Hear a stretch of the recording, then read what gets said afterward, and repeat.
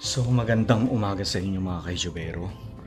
So ngayon ay February 22 and tayo ay papunta ng Mindanao. Ayan.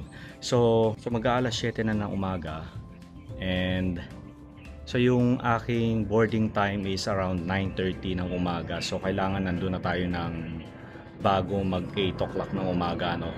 So mas maganda na yung maaga tayo kaysa yung malate tayo. So iniintay ko na lang yung grab natin. So sa Terminal 3 tayo mga kaitsubero and isasama ko kayo mula sa Terminal 3 hanggang sa makarating tayo ng Misamis Occidental. Ayan.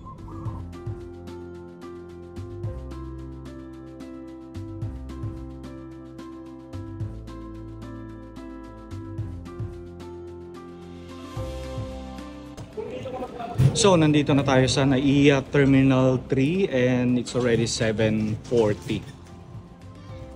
Check-in muna tayo.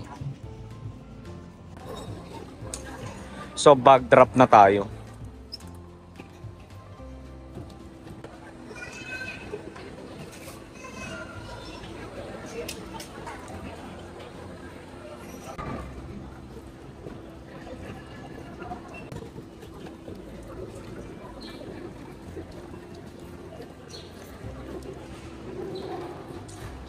Okay, so naka-check-in na tayo and hindi ko pa alam po anong boarding gate tayo. So nakalagay doon to be announced. So yung boarding time natin is around 10 o'clock ng umaga. And syempre alam naman natin kapag Cebu Pacific minsan may delay. So kape-kape muna tayo dito sa Cinnabon.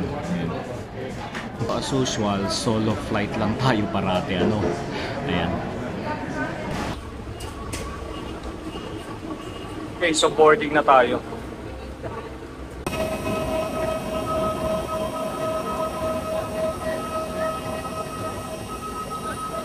Please call our cabin crew for assistance.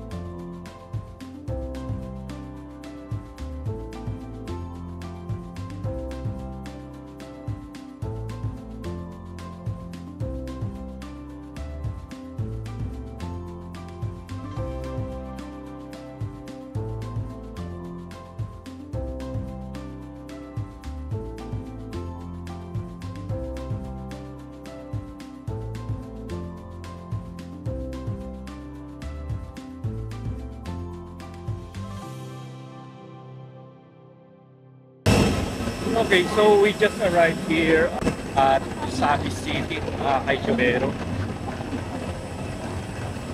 So medyo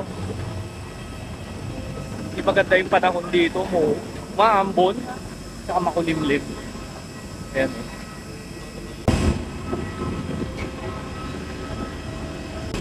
So welcome to Osamis City, Osamis Airport. Ayan.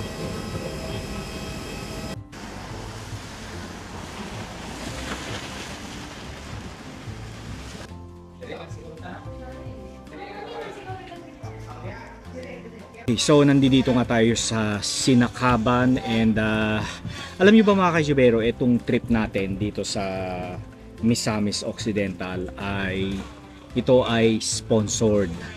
So wala akong ginastos dito, yung plane ticket natin, yung accommodation, lahat ay libre. Okay? And tayo ay inimbitahan ni Sir Michael Amores, ang direktor ng Philippine Cultural Heritage Research and Development Foundation. Kaya maraming salamat kay Sir Michael Amores. So mamaya papakilala ko sa inyo si Sir Michael.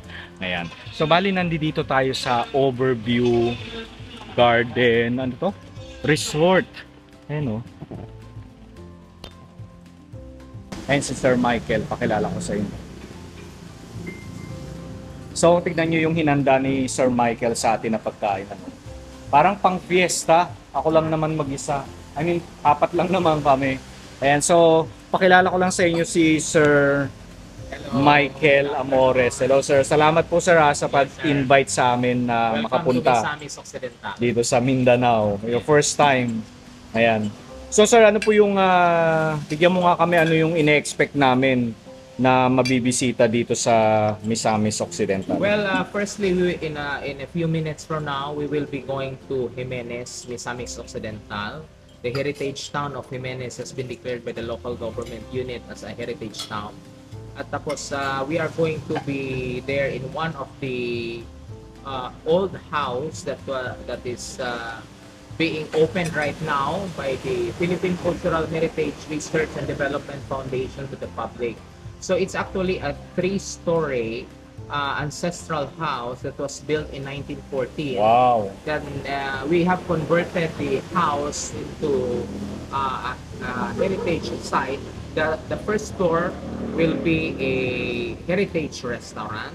The second floor is a lifestyle museum, wherein you can see antique furniture way back in the 1800s up to the early American occupation. And then on the third floor, we are planning to have a heritage hotel, or probably an extension of our museum. So it is the first floor will also be an events place for people to rent, like for weddings, receptions, something like that. So tonight it's going to be very nice because we will be able to view the house, including all the lightings. Oo nga sir, sana medyo gumanda na yung panahon no sir. Yes, Yung ulan then no. you have several days po dito sir, so there will be a lot of sites that we are going to visit while you are here with us. Oh, marami exciting sir. Excited Yes, na po exciting. ako. We will really make it exciting for you in as much as this is your first time to set foot in the land of promise. Oo nga sir eh.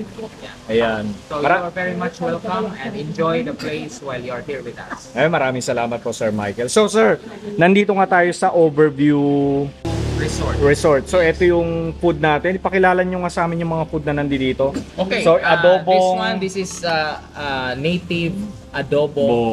Native chicken. Adobo, native chicken. So It's kumain na native. kami, syempre nagutom na kami lahat eh. Ito naman, it's Oo. tinolang adobo. Oh, tinola. Tinolang native chicken. Chicken. Okay. Tapos ito naman shrimp. Shrimp. Tapos Tapos, meron kaming meron tayong crab. Ayun. Tapos ito naman Calamares. Tapos may dessert pa oh. Dessert meron tayong biko. Anong biko na nga ito sir? Yung malagkit. Bikong pinadukot. Pinadukot na Yes, tinatawag. pinadukot. It's made of thick Oh, sticky rice. Tapos meron pang sausawan na Merong sausawan. Tapos Latik. meron tayong palitaw dito at saka yung kutsinta. Oh, di ba? Ang Which is, dami. very Parang common fiesta, no? So kasama rin natin si Ma'am Sharon at saka si Ma'am Lina. Lina. Ayan, hello po sa inyo. Hello, welcome. So papunta tayo ng ng Jimenez, Church. Municipality of Jimenez, Oh, Misamis Occidental. Oo. First stop natin doon sa church. Sa church, yes. Old church. Sige. So yung iba, so may mga bahay rin talaga na hindi nare-restore na sir, ano? Ito pa. Oo. Ito, nabili tapos nirang. This one. Parang binago niya yung Ay, oo nga. Pero ang ano niya na po ito, So binili niya tapos inayos para nag-iba na yung Inayos. structure. Oo. Pero at least na lang, yung second floor, nakikita mo pa rin yung Oo. lumang ano niya. doon. Sige.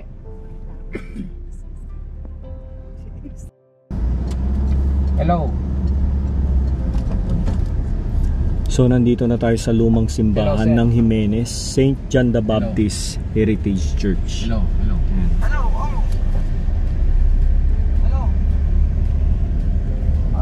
Buti na lang na wala na yung Wala na ulan. itong bisita, nakitan ka na Ito ako. na siya. Yan. Sana pwede tayong pumasok ng simbahan. Kita na